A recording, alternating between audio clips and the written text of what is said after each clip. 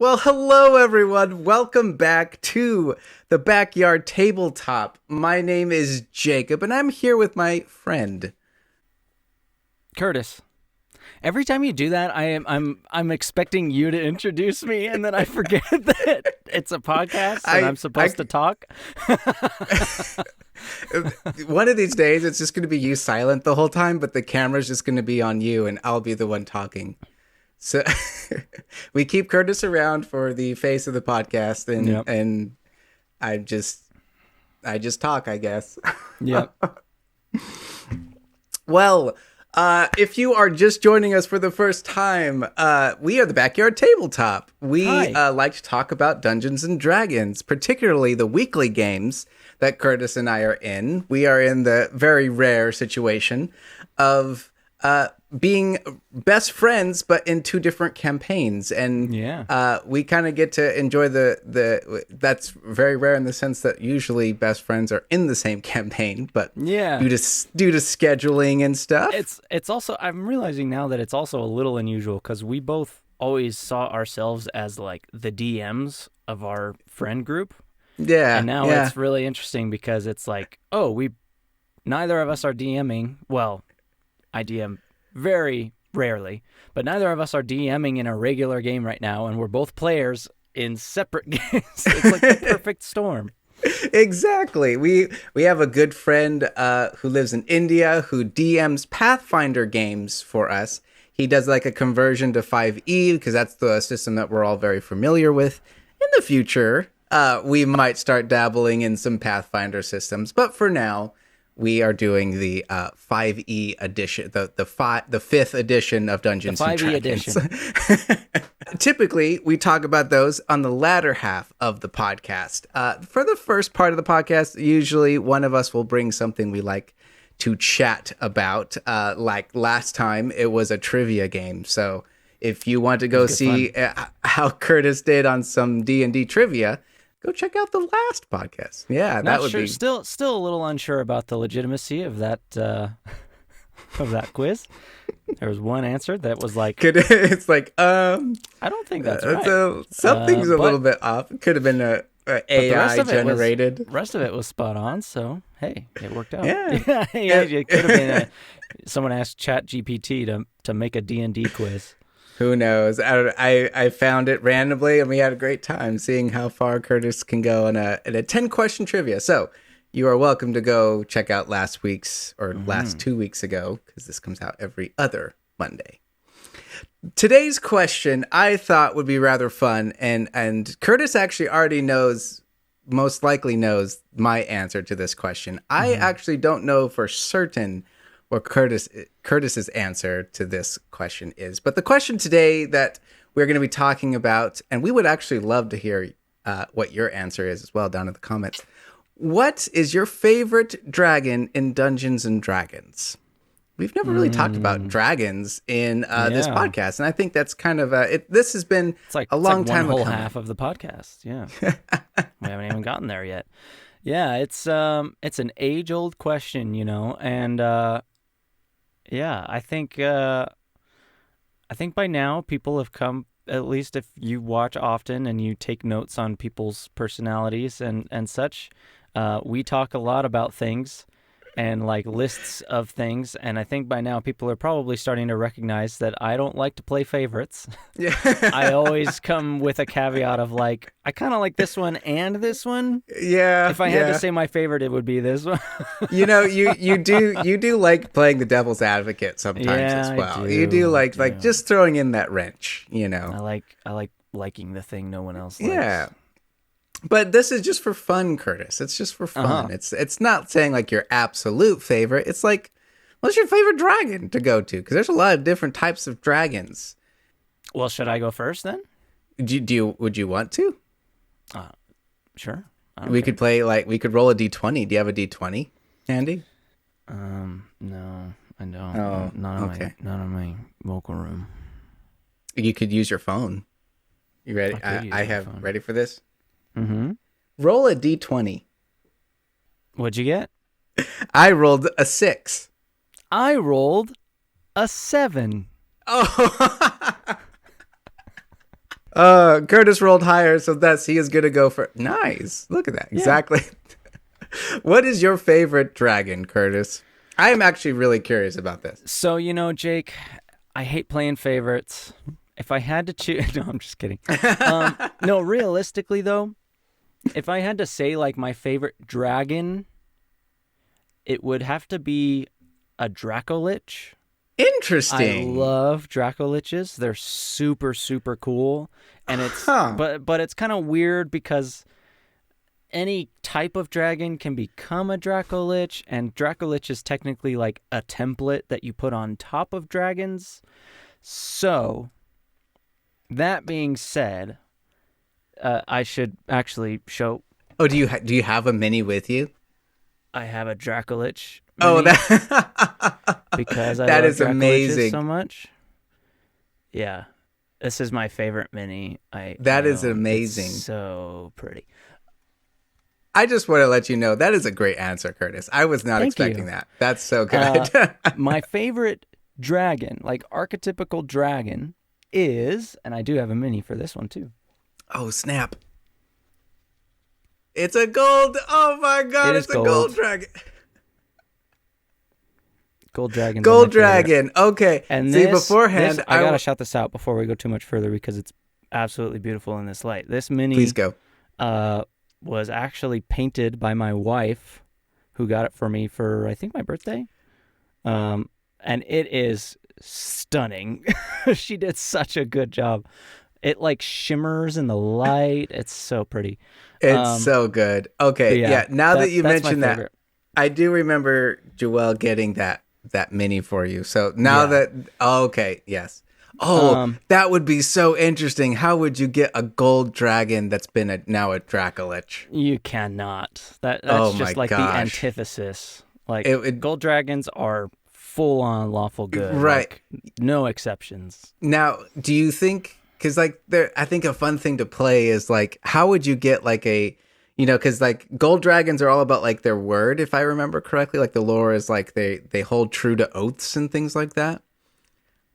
It would be so interesting to get like someone was able to manipulate or trick a gold dragon into becoming a Dracolich. Yeah, I mean, don't get me wrong. It would be a super cool story beat and really, really interesting. But that would be hard. As it's written in the lore, it is almost absolutely never going to happen. But that's where fun stories are made, when you do things that aren't supposed to happen.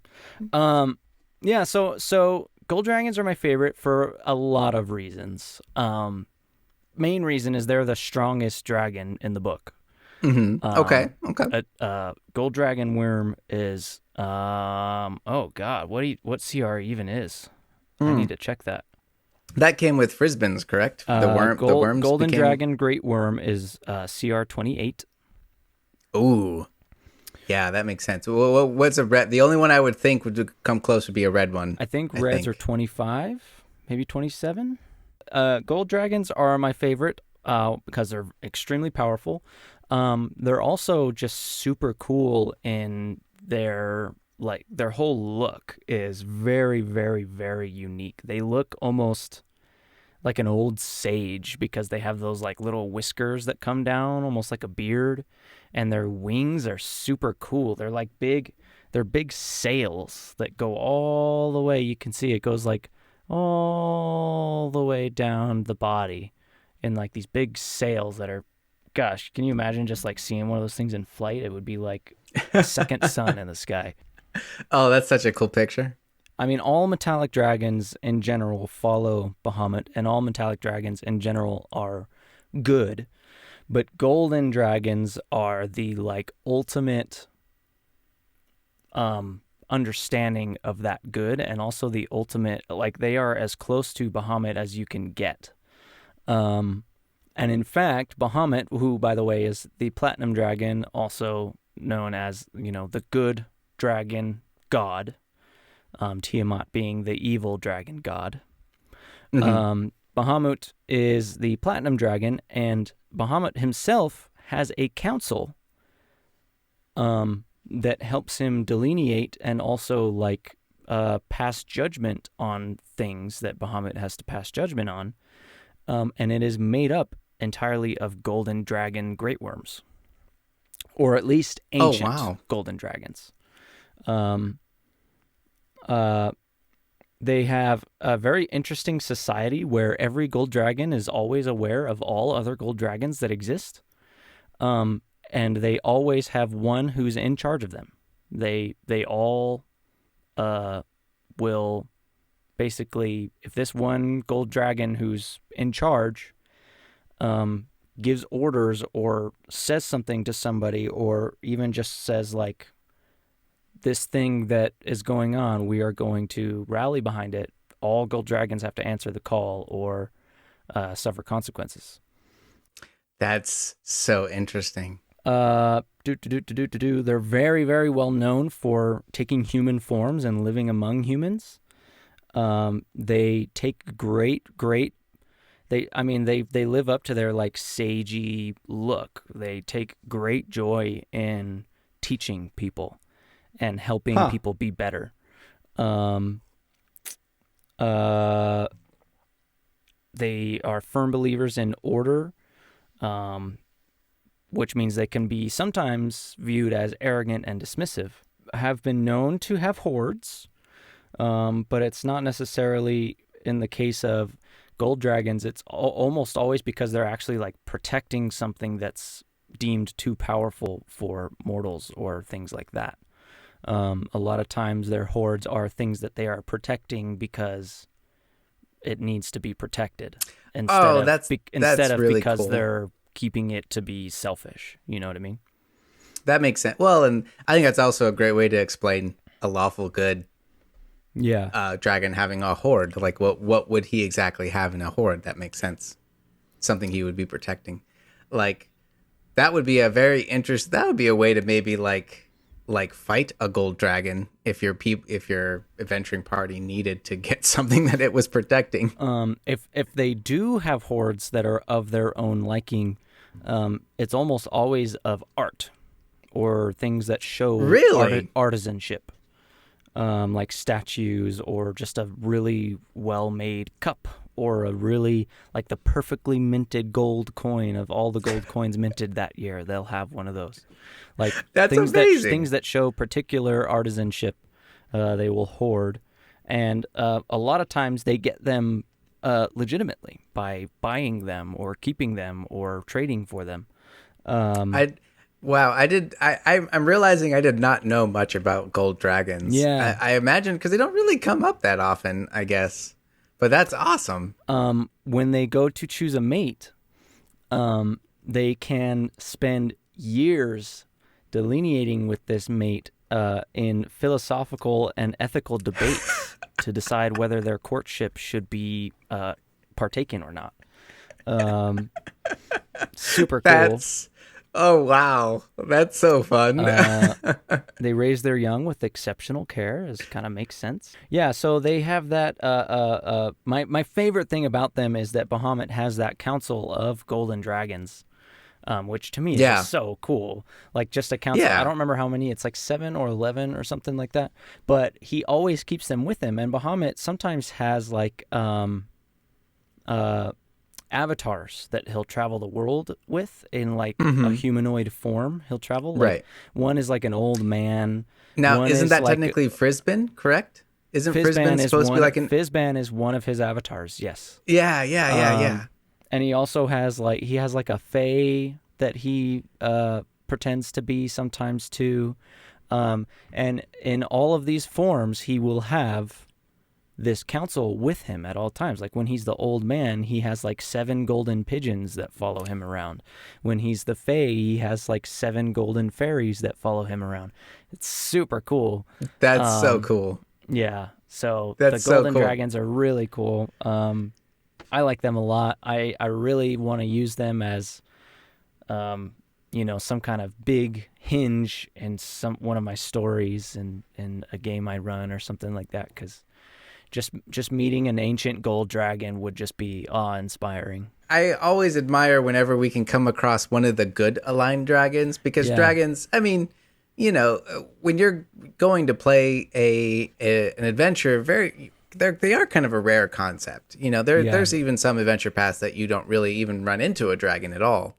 But whenever you can get the good ones is cool. Yeah, and I feel like a lot of the reason for that is, one, all the good dragons can shapeshift into humanoid forms. All the metallic dragons can shapeshift into humanoid forms. So a lot of times they do their good as people. Or from the sidelines, just almost like a Gandalf type thing, where they're like kind of maneuvering things and encouraging people and pushing things towards good outcomes, but not like directly interposing as a dragon. Sometimes they do. When there's great evil happening, they'll go and fight it. But for the most part, it's almost more like a Gandalf thing, where they're trying to encourage the people to go do it and fend for themselves and stuff.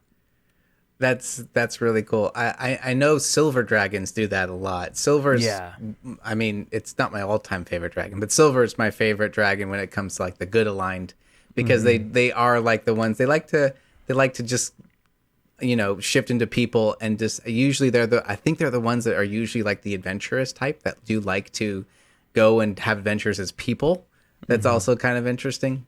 But yeah, silver dragons are the ones that are often the most directly involved in humanoid affairs. Yeah, that's so cool.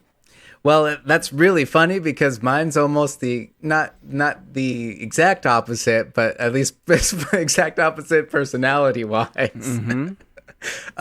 My favorite are the black dragons, and a big reason for that is, honestly, I just adore the design of black dragons. I love this the horns coming out and like around, and then they have like the skull, like their skin kind of gets really thin on their face, so they have like this skull like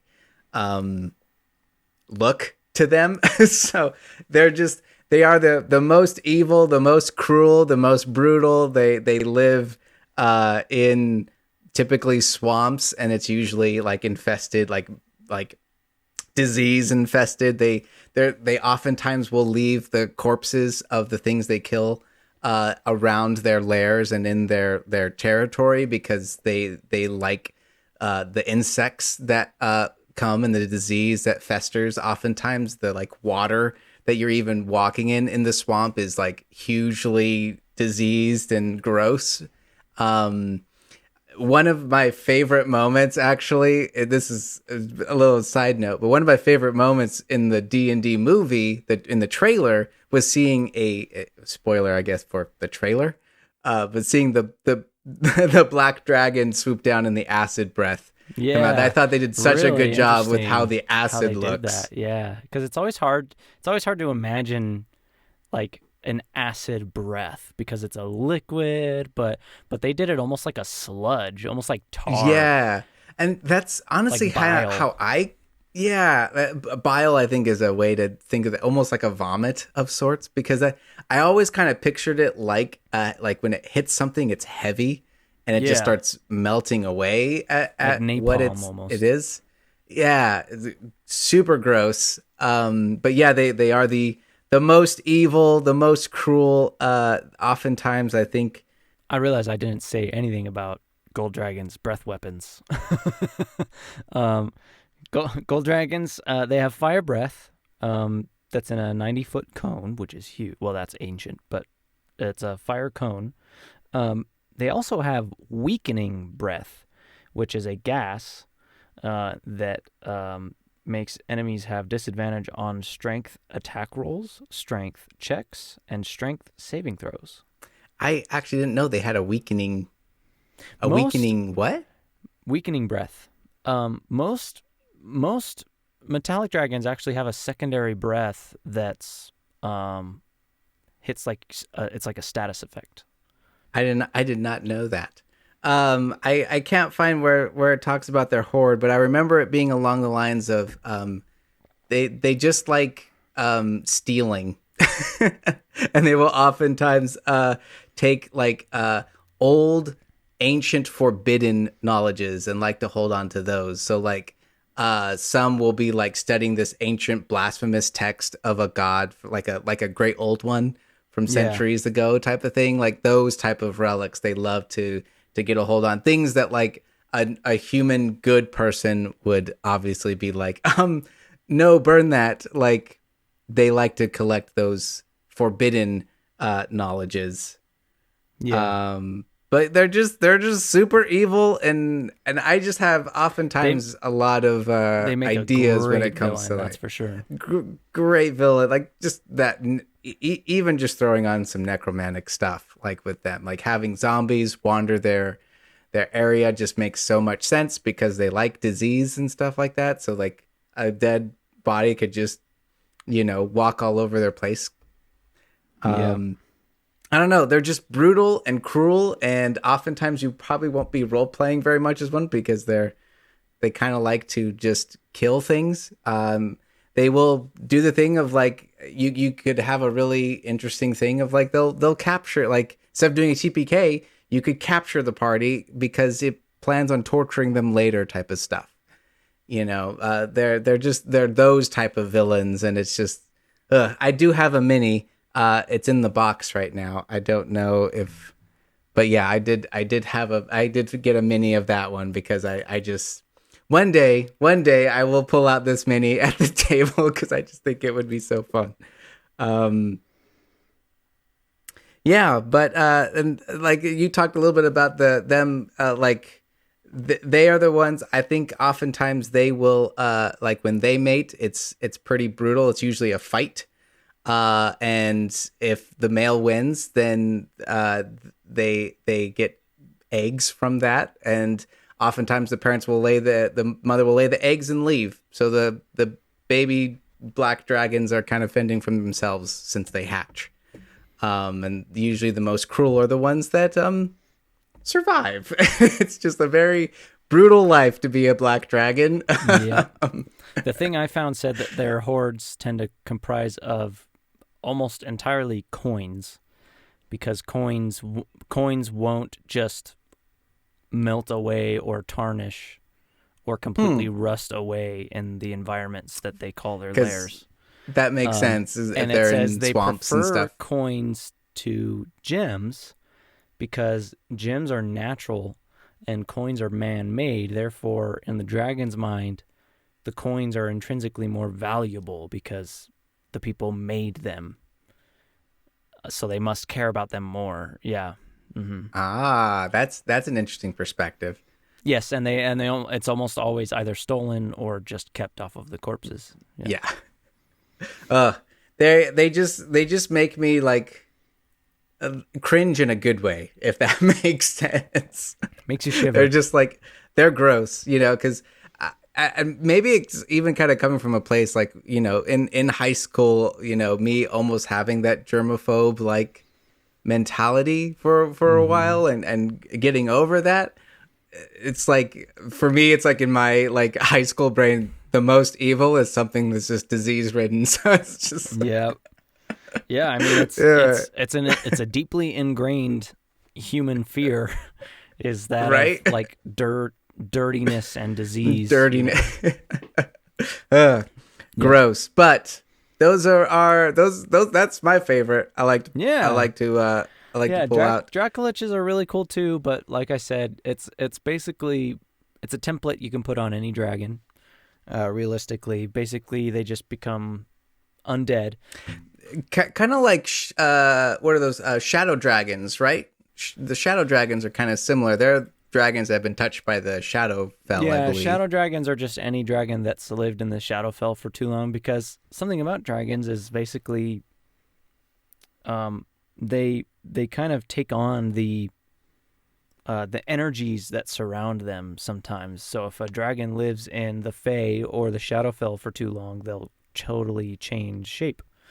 So there's like shadow dragons and fairy dragons and all sorts of different stuff. Dracoliches are like normal liches. They're made. You have to go through a very long and arduous process in order to become a Dracolich. And it's the same as a normal lich. You have to make a potion that's particular to you. You have Right. to have a phylactery. You have to have all these different things. Now, correct me if I'm wrong. I remember reading this, probably was a while ago. I remember reading that like other dragons view Dracoliches as like an abomination because they Yeah, already absolutely. live for so long. Yeah. So getting to the point of like you're that much dependent on living forever because you already Yeah. lived for 1,000 Yeah, years or you live whatever. I for remember. thousands of years. I mean, dragons are almost immortal. Like, Yeah. they do die of old age eventually, but dragons just get stronger the older they get. Like, they don't, like, they're like lobsters, right? Like, until something comes along that kills them, they just keep getting bigger and stronger. No matter Right. what. Like, which is just interesting that Yeah. the older they get, the stronger they become. Which I believe it was Frisbins that brought in the great worms rather than just Yeah. stopping at ancient, right? Yeah, and you know, to become a Dracolich, you're basically saying, I'm so afraid that I'm going to die from other means that I'm gonna stop my aging and stop my power growth to just be able to live forever and come back. Because that's the other thing too. Like a Dracolich, if their phylactery isn't destroyed, they can just come back. But they have to have a dead dragon corpse that their spirit can flow into, that is as old or older than they were. Oh, that's interesting. It can't. They just can't come back in their own They don't bodies. just regenerate. They have to have a corpse that their Oh. spirit can go back into. So if their corpse is still there, then they can do that. But if their corpse is destroyed, then they have to come back some other way, through another creature. Yeah. They might kill another dragon and keep the corpse around. Yeah. Yep. Wow. Ooh, spooky. Well, we love dragons here on the Backyard Tabletop. We would love to know your favorite dragon. Let us know down in the comments what yours are. We love talking about dragons. I know we didn't really mention much of the gem dragons that were new. Those ones are really cool. They're kind of like the neutral aligned ones. Honorable mention from Pathfinder, the green dragons are my favorite because they're kind of actually similar to what you're talking about with the gold dragons, where they, like, gold dragons are kind of like seekers of knowledge and things like that. Green dragons in the Pathfinder universe are all about like keeping them like themselves physically strong, so they're always trying, like, exercising and keeping themselves in the best shape possible. They only kill they only eat meat if they've killed the thing, so they don't really scavenge.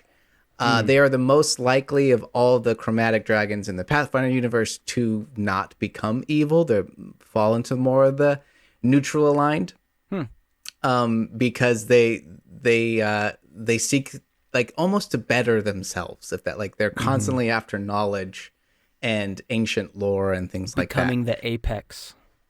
Yeah, becoming the apex, basically. Like, green dragons and blue dragons are very similar in Pathfinder. Like, blue dragons are all about manipulation, and green dragons do that, but they will usually do it for a reason, if that makes sense. So I don't know. They're interesting, and Pathfinder has some fun lore on dragons. And you know, if we get to where we just actually, the latest session, literally just this past Saturday of recording this one, my party fought a white dragon. So that was really fun. Spoilers, we're not going to be there quite yet on today when we jump into mine, but that's what kind of sparked this conversation. White dragons are actually Joelle's favorite dragon, my wife's favorite dragon. Which, you know what, I really admire. I think people sometimes will look over the white dragon. Yeah. Because they're the like not quite as powerful as the others. They're more primal and things like that. They're savage. But they're fun. They're fun to throw, especially to throw at a level 5 party. Like a young dragon it's at a level 5 party is really fun. Yeah, for sure. That's the whole thing of like Dragon of Icespire Peak is, you know, at the very, very end, at the very end of the first section, you fight a young white dragon, I think, And you're supposed to be level 5, right? At the end of that? Indeed, yeah, you're supposed to be level 5, fighting as written the young dragon. I think it's a challenge rating 6 in 5e. I believe when we did it, we were level 6, and you made a dragon that was in between a young dragon and a adult dragon. I gave it basically the hit points and the damage dice of an adult dragon, but it still had all the same action economy of a young dragon. Yeah. So like it didn't have any legendary actions or anything like that. Now that I'm thinking about it, though, I probably would have done it the other way around if I was actually thinking about it. I probably would have given it a ton of hit points because you guys were just, I mean, you had an anti-dragon sword. Yeah, and that also was really you guys good. Were just doing tons of damage. But so I probably would have given. We were it a ton quite of hit a blaster points, party, that's for but sure. I probably would have kept all the same attack dice, like damage dice, and then just given it some legendary actions because that would have helped the action economy a lot. That's what destroyed it, was just that there were 5 of you and one of it. There were 5 of us, and from what I remember, we were quite a glass cannon. I mean, we had I mean, a couple of you guys went down for sure. Yeah, because of his ice breath. He got his ice breath back. Yeah, so like times. just for like we had 2 rogues, a wizard, and 2 clerics. Yeah. One of the clerics was the healing, like Joelle played a life cleric. My wife Sarah was she was Tempest. Tempest, that was it. Tempest cleric. And she built it more like a tank. Like we found gauntlets that made her strength 19, which were really nice. Big burst of damage. Tempests have that really nice divine channel divinity of maxing out their lightning damage, which is really cool. And then we have a wizard who, fireball over here. Yeah. And 2 rogues, which at that point would have had like 3 d6s, and then Kai, the Tempest cleric, had the sword of dragon slaying or something like that. That's what it was. Yes, she had a long sword of dragon slaying.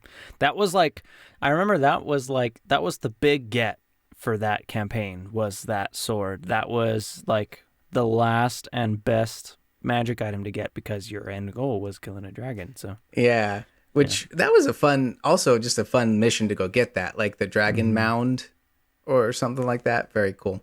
One of these days it'd be really fun to just do like reviews of some of those early. Yeah.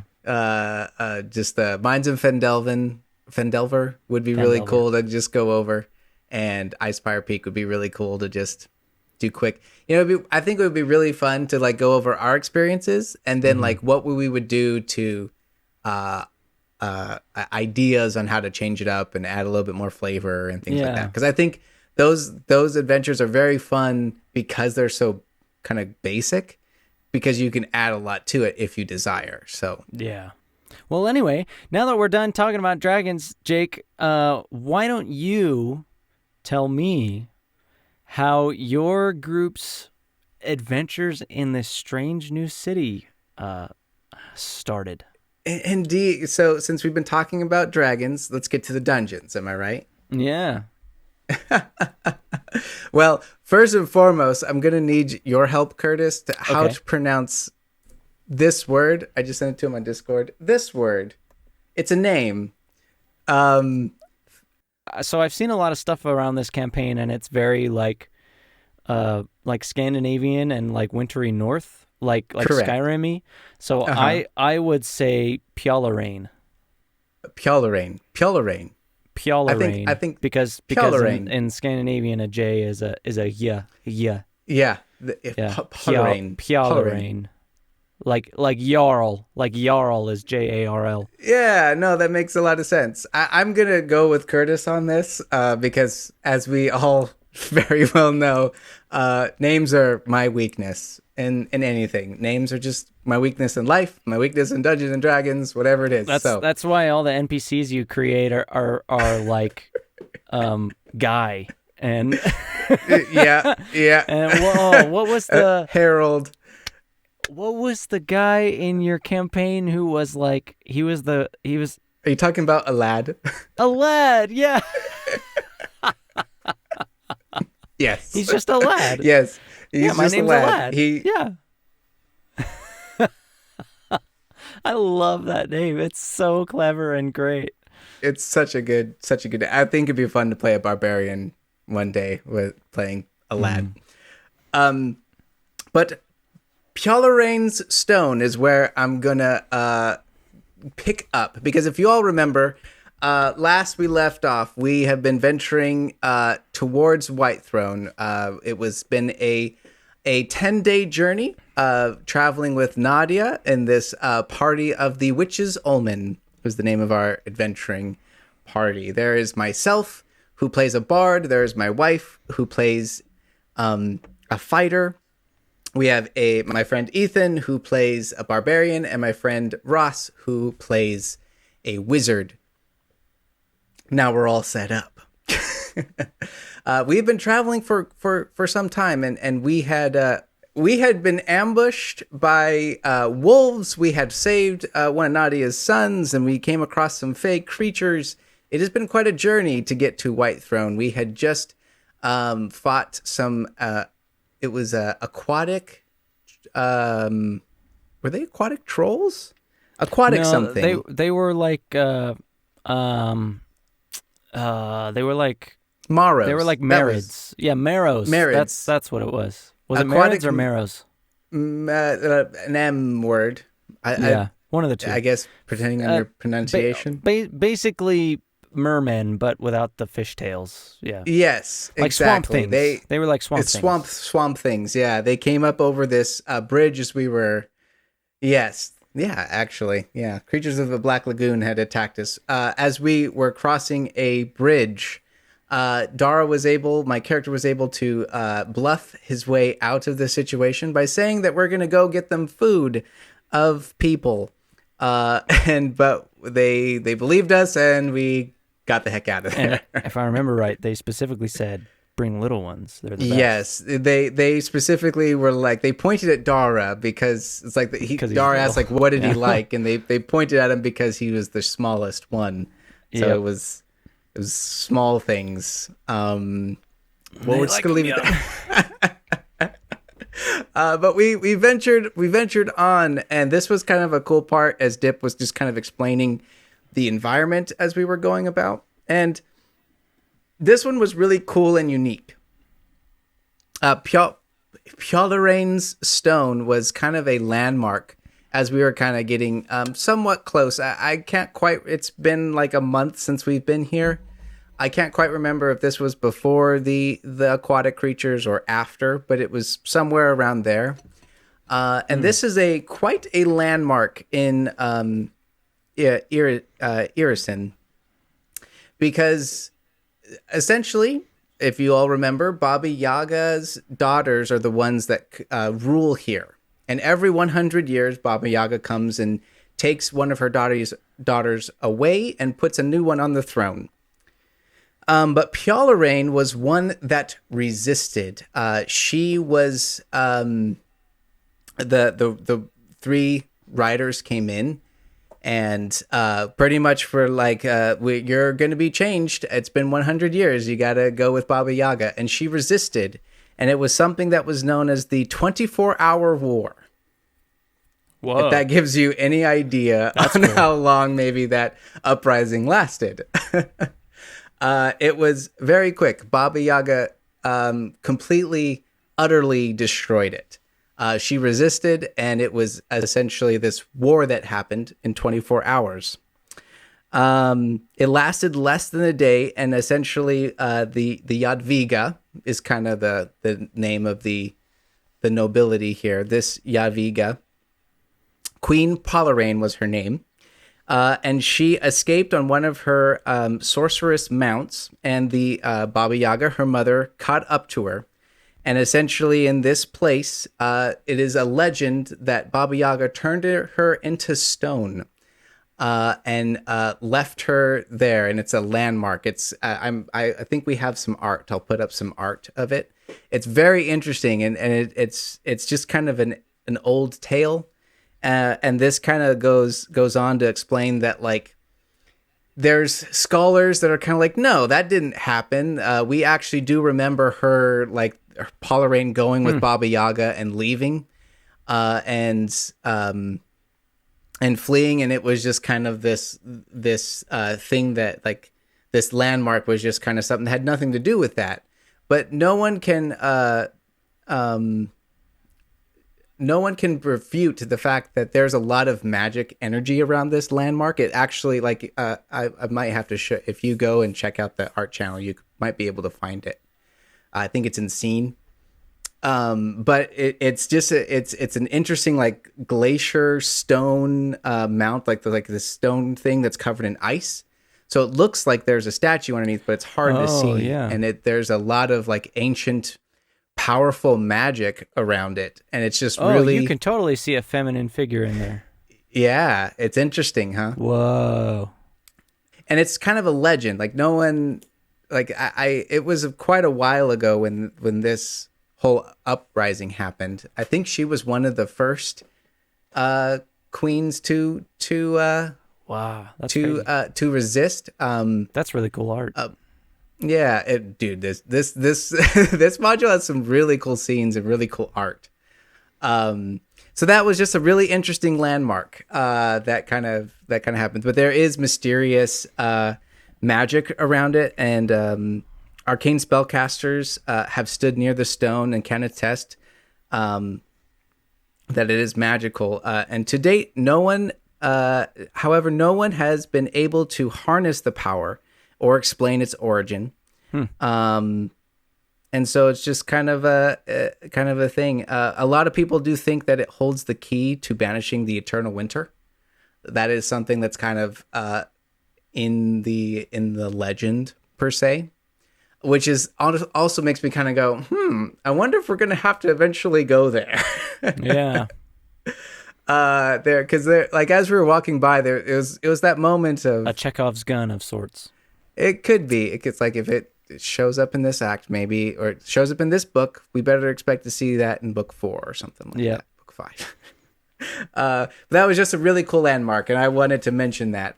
But after that, we pretty much start approaching Whitethrone, and in order to, we actually aren't going into the city at this point. If you recall, Nadia is taking us to her late husband's uncle. His name is Ringer.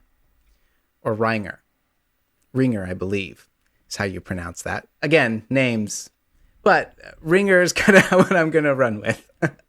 Great. Moving up to Whitethrone, this place is pretty interesting, and it's kind of like as we kind of approach, we see dragons soaring overhead, beads of light.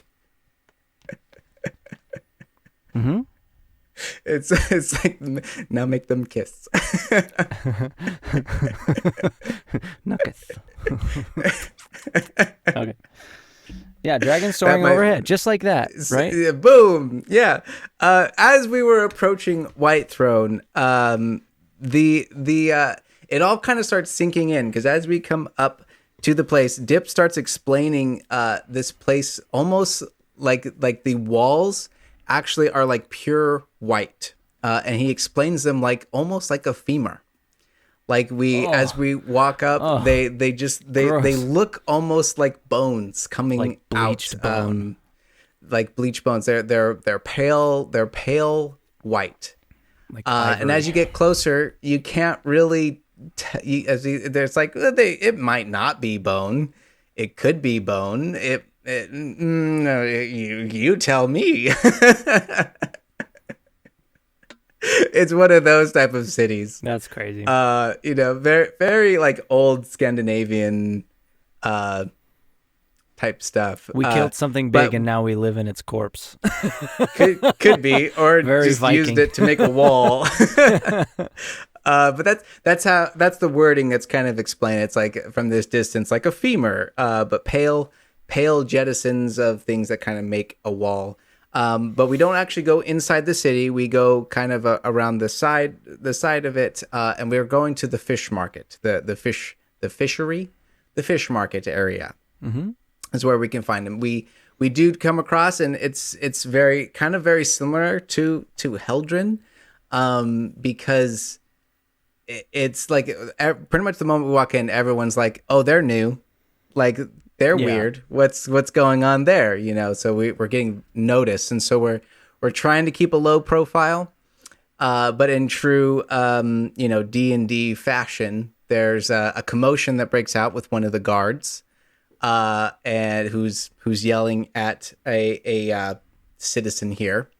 Our barbarian intervenes, telling him to stop, and a fight breaks out with the guards, and we fight some guards. Fabulous. Yeah, it's great. Because at this point, we actually kind of did separate a little bit. Nadia goes off to find her uncle, and we kind of are... kind of like, well, I guess we'll walk around, see if we can find him, because we're trying to ask around, see if we can find him. But Nadia comes in to kind of save the day. We kill the guards. We learn that Ringer's actually been captured, and we have to go rescue him. So we go to kind of... if I remember correctly, it almost was kind of like a shack, and there was painting on the side of like guard barracks. I believe it was in Skull, the language. It wasn't a very particular, beautiful place, but it worked as a barracks. And we go on from we go in and we fight more guards. There was a troll. It was really kind of comedic because our barbarian was the first one to enter, who knocks on the door. And opening the door is a troll, and he just, I believe Ethan explained it like, he smiles to himself and just an uppercut. So we fight some more guards, and we wind up finding Ringer here. He is hurt. He's been beaten, but we take him back to his little hut, and we learn his story. Ringer is a smuggler. He smuggles people mostly actually out of the city. He smuggles in goods, and he gets people out of the city. An all-around smuggler, huh?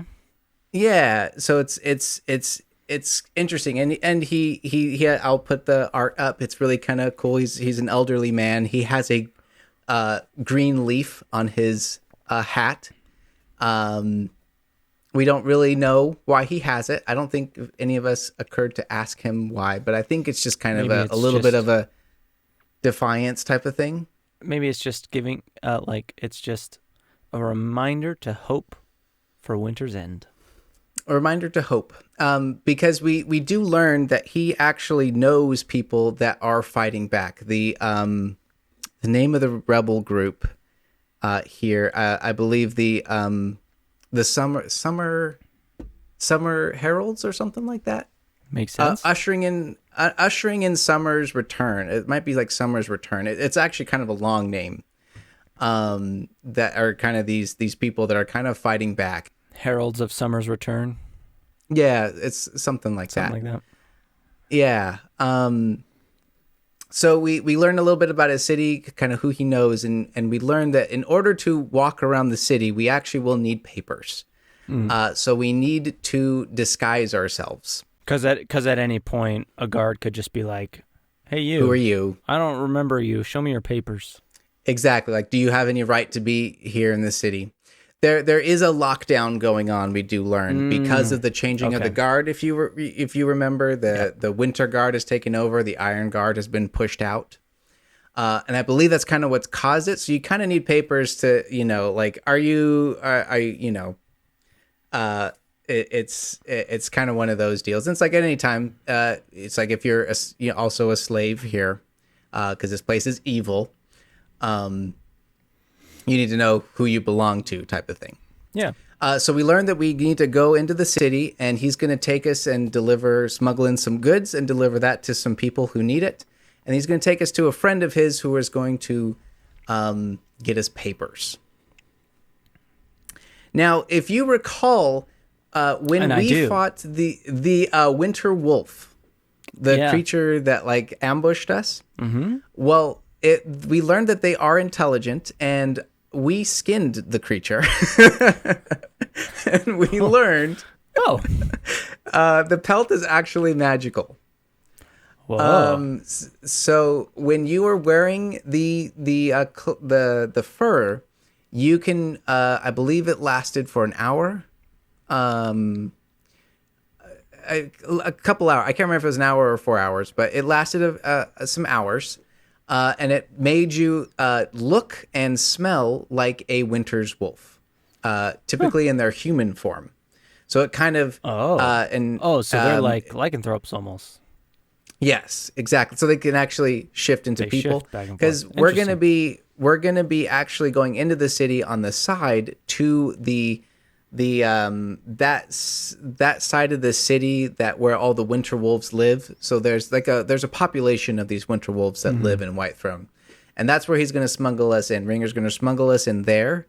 And in order to do that, we're kind of coming up with a plan. Dara is going to wear the cloak, turn into a winter wolf, like in the human form, and he's going to say that these people that he's traveling with are with him, and we're going into the city. I went and got some stuff, and now I'm going back in. That's how we're going to get in.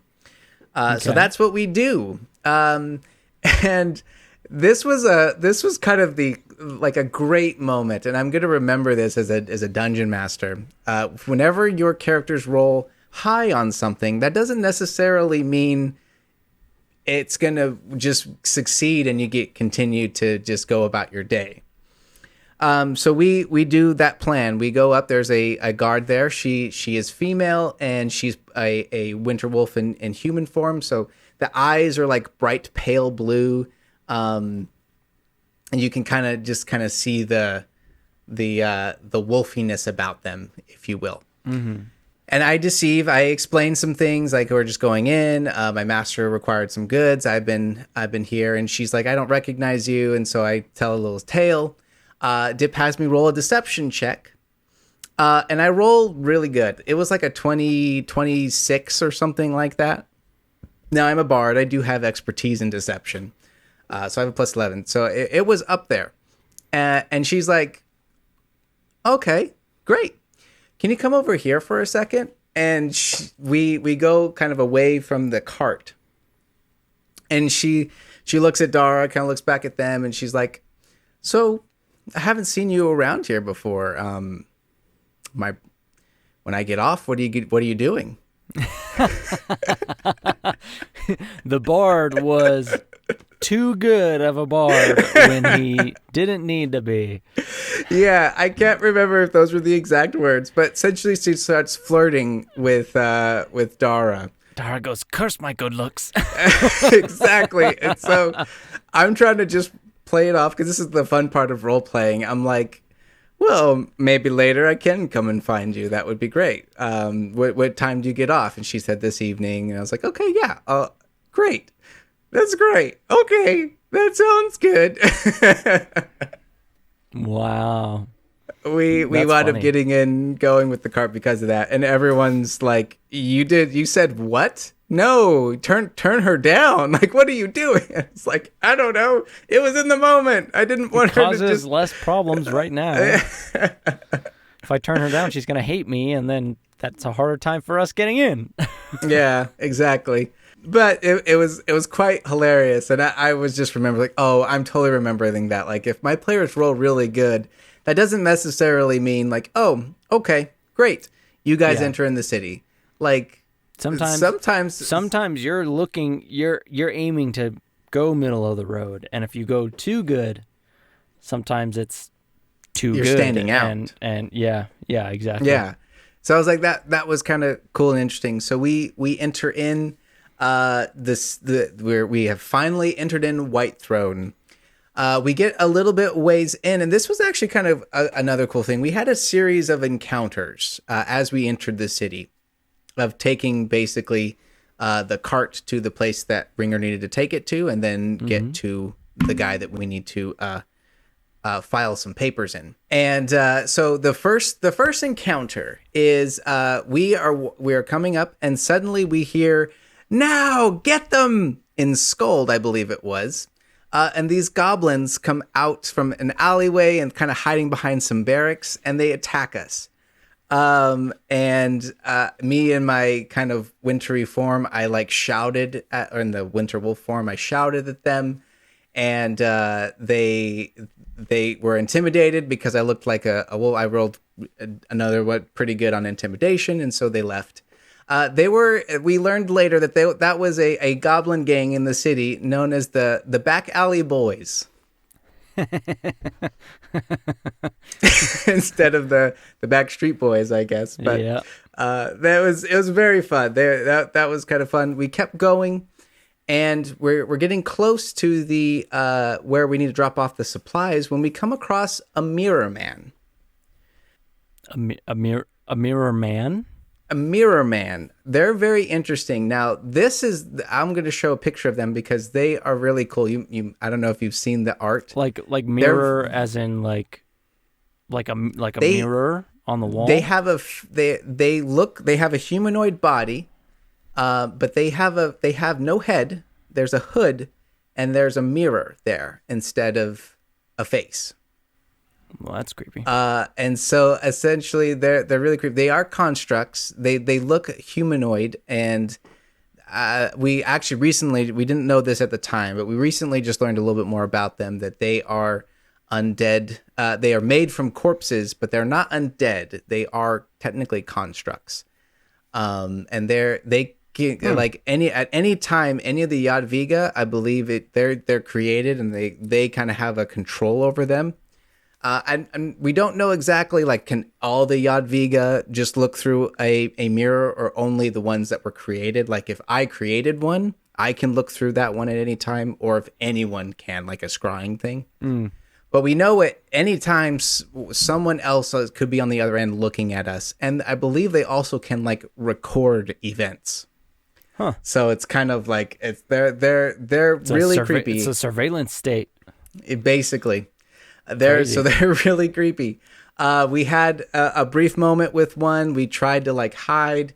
It actually rolled I believe it rolled pretty well and saw through it. So we quickly had to kill it. We learned that they're pretty strong. This was just one, and it was quite a fight. And they're immune to certain effects. So it was a rough fight, but we got through it, and we continued on. We dropped off the supplies. Once we did that, we're like, okay, great. Now we need to get to the guy that's going to have our papers. We continue to make our way. There's another encounter with like a slave that's running away from a wolf, a winter wolf. We opted to try to keep a low profile, so the slave kept running and the wolf went after it. I believe there was some. It was the gruesome thing that happened, but it was just like, we tried to keep a low profile. There was a moment where we were getting really close, and ice trolls, and this is what I believe mentioned last time, where the first effect of I get to use hypnotic pattern, because we're getting really close. The ice trolls are kind of chasing us. I use hypnotic pattern. It works. They're incapacitated, and we get to the dude's house that's going to make us forge us some papers. And that's where I will be leaving it for today. I tried to get to a good stopping point. Jeez. But that's where I'm going to leave it. This is interesting because we learned that there's essentially two forging documents that we can go with. We can either pretend to be slaves of the city and have documents that, like, we belong to a certain lord or something, a Yadviga. Or we can stage to be the Stilyagi, I believe it's pronounced. Forgive me if I'm pronouncing that wrong. Do you know anything about the Stilyagi, like a Russian Stilyagi? Dip actually sent us the article. It was really interesting. But the Stilyagi, I believe, I don't know how long ago, fairly recent, I believe. But they're kind of like, it's like a Russian concept of like kind of rebelling against your government, but in a way of like you're dressing up as other cultures. So you're kind of pretending to be other cultures in Russia. It's a really interesting concept. I don't want to butcher history or anything like that. If you're very curious, I'd recommend going to just research it, because I don't want to give you false information on history. But Stilyagi and Whitethrone are essentially like nobility that are dressing up like other cultures to kind of fight back against the Jadwiga. It's kind of almost an innocent rebellion type of thing. Like, we're not out here breaking laws and we're not fighting people, people, rioting or fighting or anything. We're just doing this quiet riot that's like, it's more of a peaceful protest. Exactly. So it's kind of fun. In fact, you talk about the Hell Knights in your world, or in your campaign. There's some that are dressing up like Hell Knights in Whitethrone. Whoa, because they know about them, so they kind of have the makeshift armor and kind of looking like one, because it's like, so that's we'll talk about that a little bit next time when we get back to it. But that's just kind of a cool like a fun way to take some like real life stuff and put it into like the Pathfinder universe type of thing. It was really kind of fun. But that's where we will leave off. Our party has officially entered Whitethrone, and we will get to us forging some documents and meeting the leaders of the small rebellion that's going on here. Are you with the Resistance? I'm a big deal in the Resistance. That's cool. Well, thank you so much, Kurtis, for listening to me. I hope that all made sense. It's super interesting being in like you're good guys in an evil campaign, almost like everything around you is dark and evil and run on a status quo that is quote unquote evil. So it's really interesting being in like it's almost like a constant behind enemy lines situation where you're having to decide where is our line? Like, what are we willing to put up with in order for the greater good, and what is bad enough that we can't stand by and let it happen? Like, letting that slave get taken was like, it's one person. We don't really know what's going on. It's a tough decision to make, but it's like, we're behind enemy lines. If we make a big deal out of this, we might be just be toast. Exactly. So it really is hard. Some stuff kind of like that going on in my game too. So we'll get to that next time. Do you want to give us any tidbits? Any a little trailer for next time? Yeah. So last I left off, I think I mentioned that the girl that we had went to try and capture, who we believe is being wrongfully accused of murdering the king, was announced as guilty, apparently, by the queen. So there is meant to be a beheading, and we are quote unquote invited to go see what happens and to maybe just do something, if you want, like, it's very interesting. And so we're getting to that point in ours too, where we're like, okay, things are obviously wrong here, but what are we willing to do? Like, what is bad enough that we're not willing to stand for it anymore? And there's some parts of our party who don't necessarily agree where that line is. So there's been some interesting party dynamics going on. That's pretty cool. Yeah. This is kind of the fun part about D&D. The choices that you get to make, how far you're going to go, and the consequences of those choices as well. Yeah. Like if you guys are all on the same page, okay, what's going to happen? Something I constantly have to remind myself is that it's like, the story is written in a way that there's not supposed to be a good, you picked the right choice this time. All right, moving on. Like, there is no right choice. There are 6 different ways to do this thing, and what you choose is going to depend on how things roll out. It's not like this is the way it's meant to happen. There's no canon way that it happens. Like, right. Every party's different. Well, I love it, and I can't wait to hear about that story next time on the Backyard Tabletop. Next time on the Backyard Tabletop. Oh, thank you so much. If you made it this far into the podcast or video, we would love to hear from you. Let us know in the comments, or send us an email, or I don't know, give us a high five or a like or a follow, whatever coats your boat. Or if this is as far as you've made it into the podcast, because this is your first episode you're watching, go watch all the other ones, I guess. Start from the beginning. What kind of freak starts at like episode, what is this, like 18, 20? I think 7. I think this will be 18. I think this one will be 18. That's like reading a 20 chapter book and starting at chapter 6. You weirdo, go to the beginning. Well, thank you so much, everyone. Anyway, my name's Kurtis. I'm really thinking I'm just going to leave it on you, and I'll just mute me, and it'll just be quiet, and it just... All right, my name's Kurtis. Oh, thank you all so much. We have a great time here, and we'll see you next time. Cheers. I love you. I love you all. Goodbye.